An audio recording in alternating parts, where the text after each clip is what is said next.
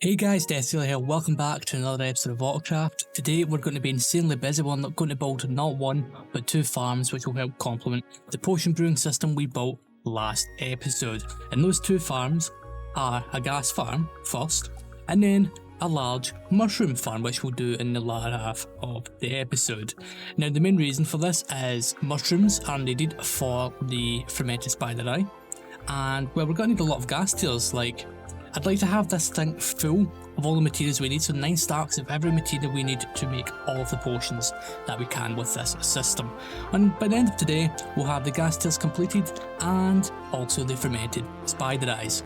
Now, how are we going to get a large amount of ghasts? Well, we're going to take advantage of the spawning mechanics in a soul sand valley. So in a soul sand valley, only 2 types of mobs can spawn. A ghast, which spawns much more frequently than it does anywhere else in the nether, and skeletons. Now we can refine the spawning even further by placing magma blocks. Since ghasts are basically flameproof, they don't burn, that means they can spawn on that block. However, skeletons cannot. So we're going to be using that for the main area of our farm. Now for the farm we're going to be doing, I've ran some basic calculations. We're going to need like 37 stacks of magma blocks. Now fortunately about a month ago I went and collected 2 stacks, or not 2 stacks, 2 shulker boxes of magma blocks for another project, and yeah, we haven't used this stuff so far, so we're going to use this current supply and that should speed up the whole material collection process.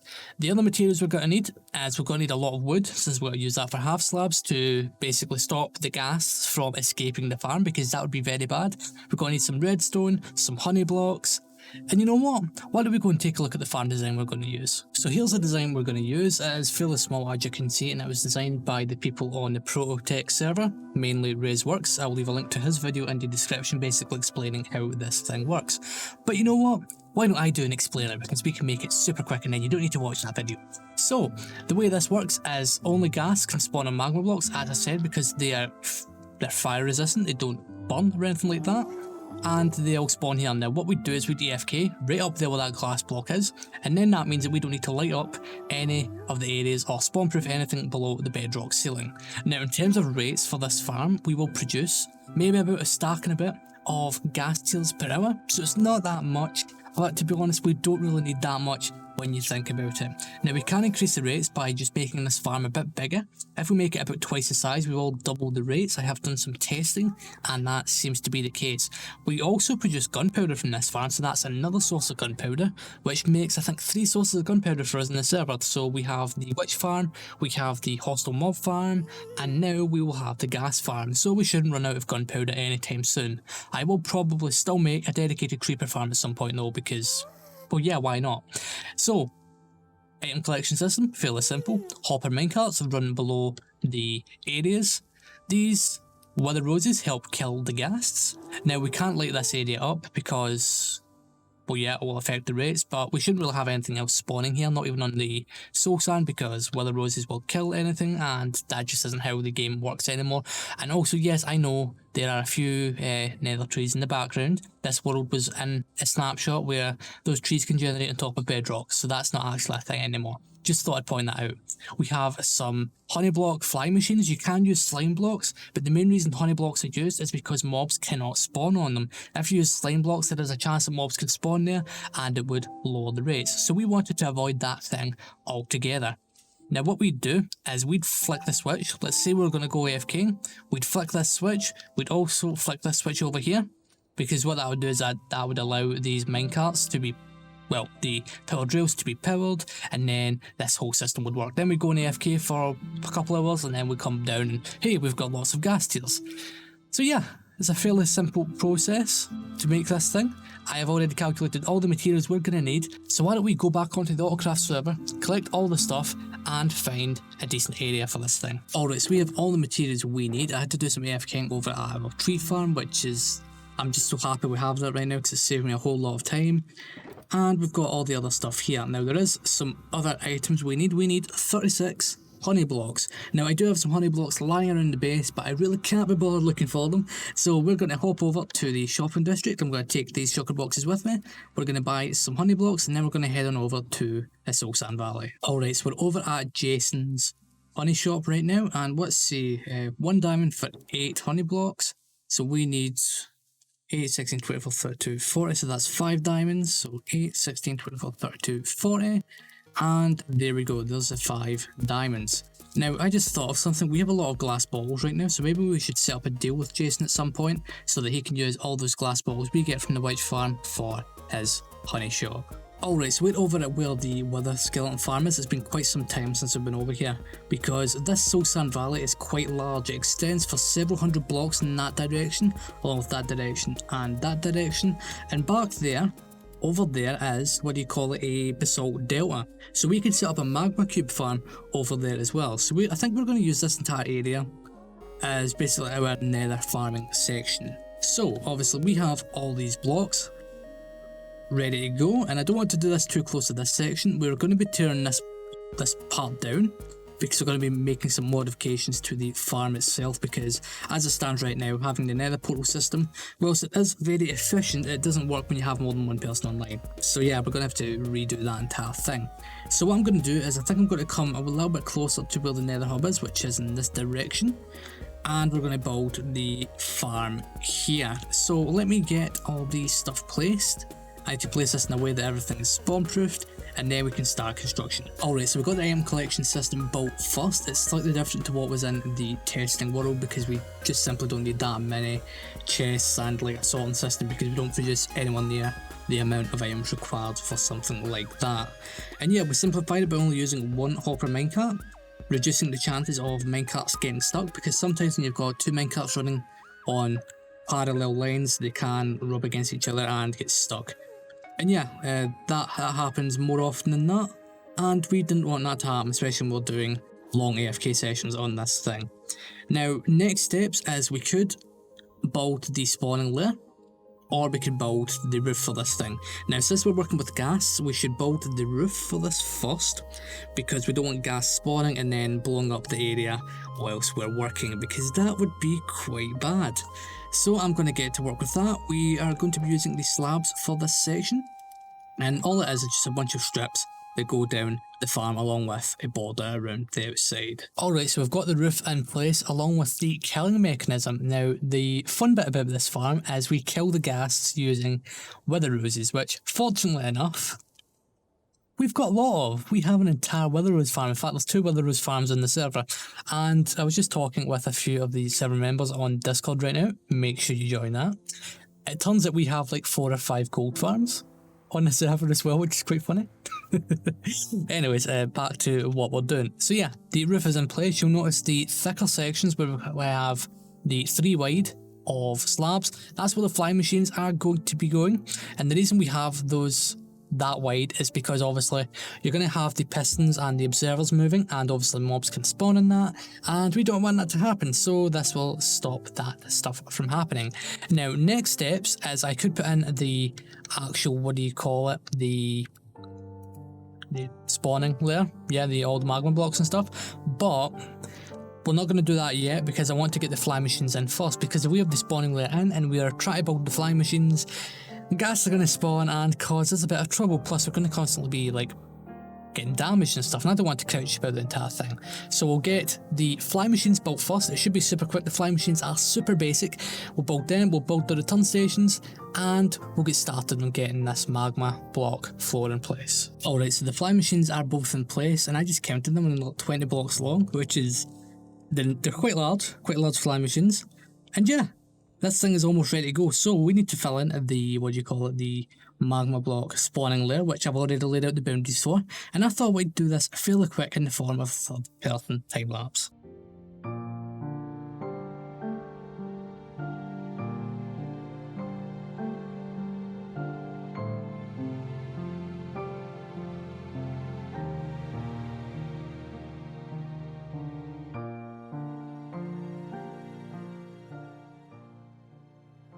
Alright, so as you can tell by the time-lapse, which came out better than I thought it would, the farm is now finished. I've also put in an AFK spot way up there, and I just double checked. If we press B, we can enable one of our client-side mods. It shows us a spawning sphere. We are well within it for this farm, and the area below the roof is fine as well. So this thing should work decently. Now, as you can see, there's a few areas of fire, because yes, the gas can in fact shoot through the open walls, so we may need to cover up vital areas at some point, areas where we're going to be frequenting, such as the turn on and off switch for the flying machines, along with the storage areas. Now, what my plan is since the way I record these episodes, I record them over several days. What I'm going to do is I'm going to do an AFK session for 1 hour.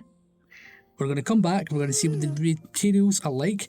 I don't expect much, probably maybe a stack and a bit of, what do you call them, Ghast Tears, maybe more, who knows. So yeah, why don't you let me know how many Ghast Tears you think I'm going to get from this thing, how much gunpowder, and hey, while you're guessing, why don't you subscribe? Oh, there's gas there. Yeah, over 90% of my audience aren't subbed, so yeah, like, subscribe now. You can always undo it later if you don't like my content, but yeah, I know you like my content, so yeah, do it. Okay, so I've been AFK for exactly 1 hour. I just finished cleaning up the top layer of bedrock here, because when I came down and turned this thing off, there was at least 5 gas that were shooting at me. So yeah, that was fun. But in that time we got quite a decent amount of Ghast Tears.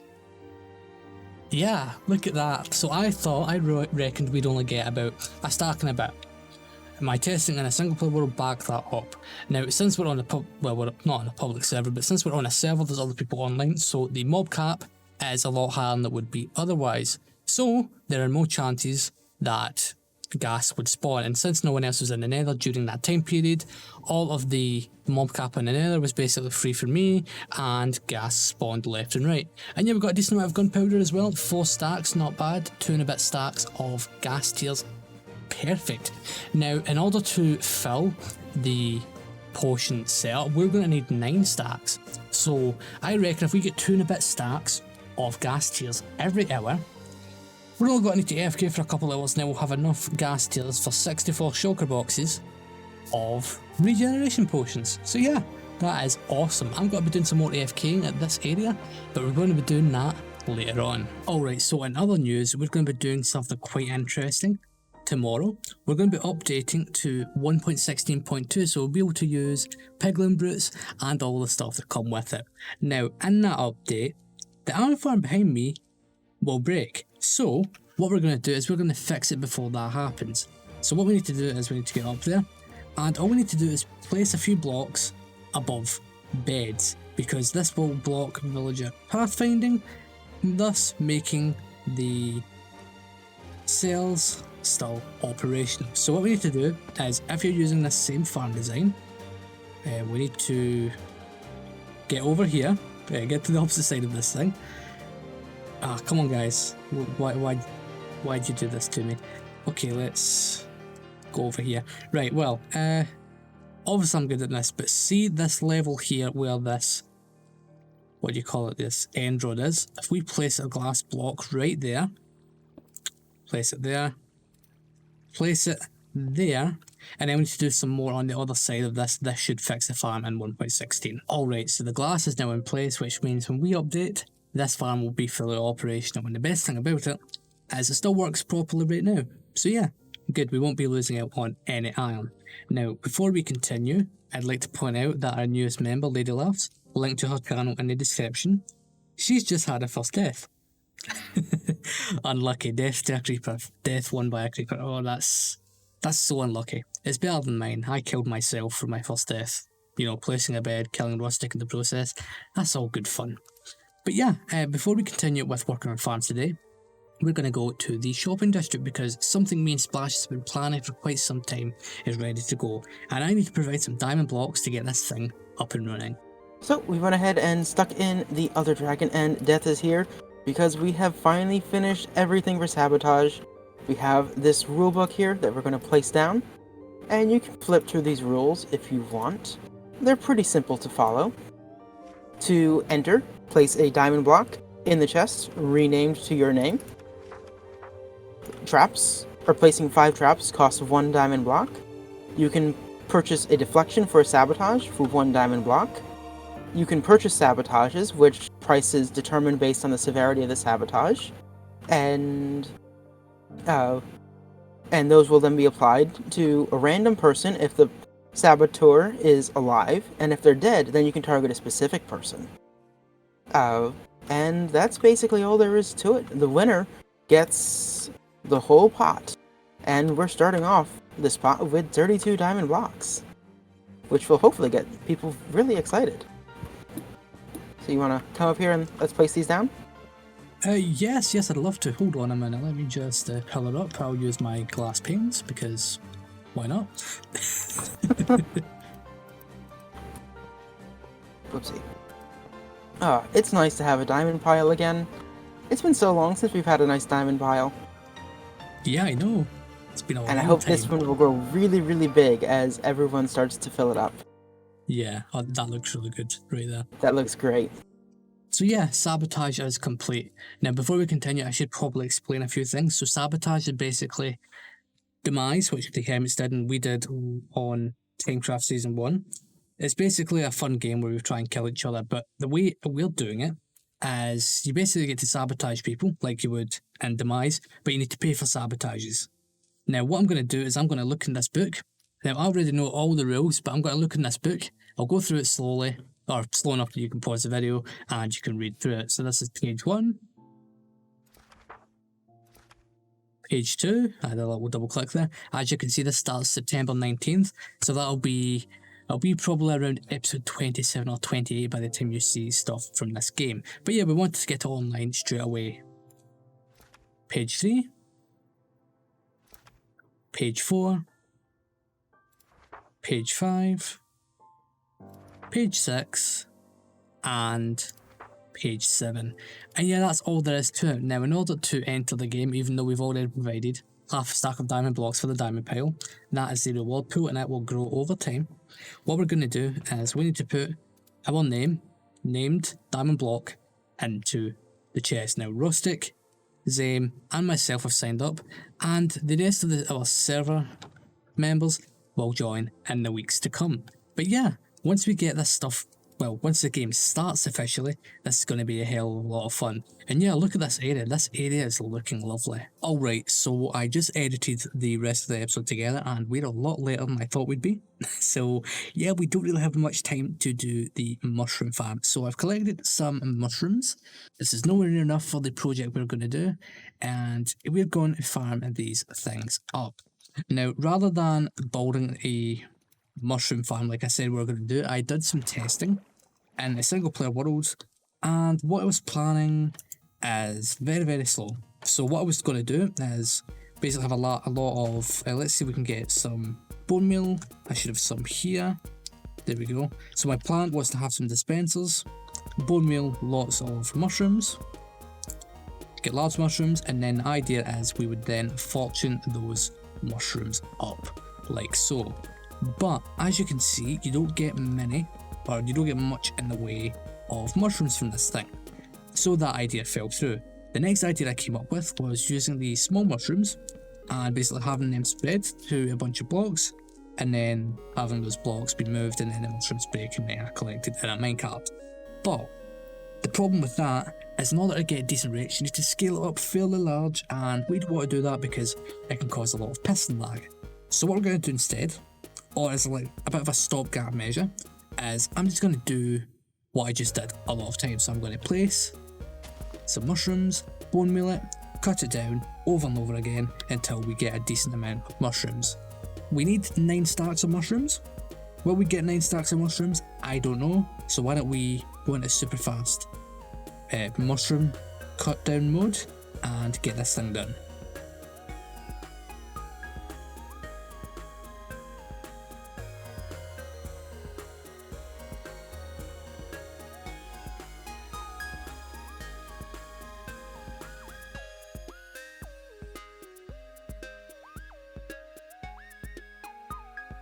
Alright, so we now have 9 stacks of brown mushrooms. I also took the liberty of collecting some more spider eyes and sugar from the witch farm, so we can craft these into fermented spider eyes. So what we're going to do is we're going to take all this stuff here. We're going to take 2 stacks of each of these. Then what we're going to do is we're going to dump all of this stuff onto the ground, because crafting this is going to be quite annoying. And now all we need to do is shift click. I didn't actually think about that, hold on. Oh no, let's do that again.